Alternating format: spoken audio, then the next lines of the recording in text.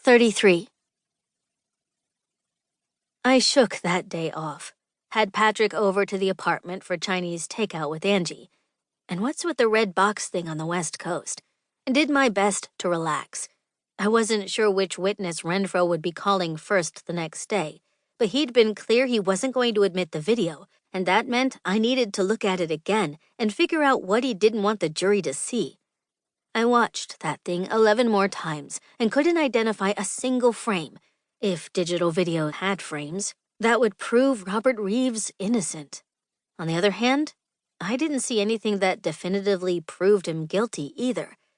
That last look at him hunched over the base of the crane, seeming to be touching the cables in some way, wasn't a great look for my case. Why Renfro didn't want to show it to the jury was a mystery.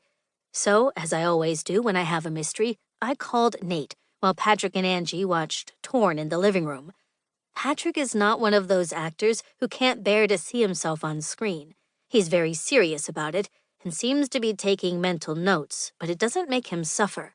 "You've got to tell me who gave you that video," I told Nate when he answered his phone.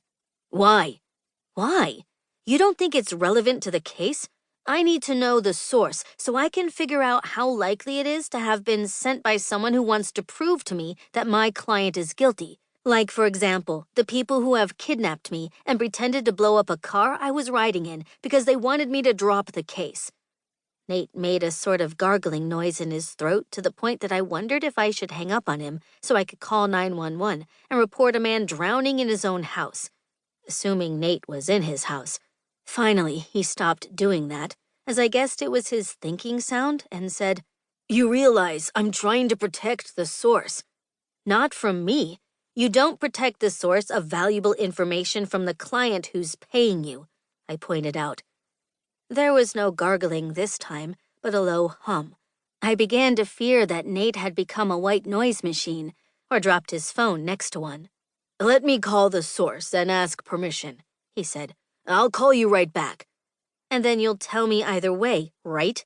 But Nate had already hung up. I hadn't gotten all the way through the video again when he called back.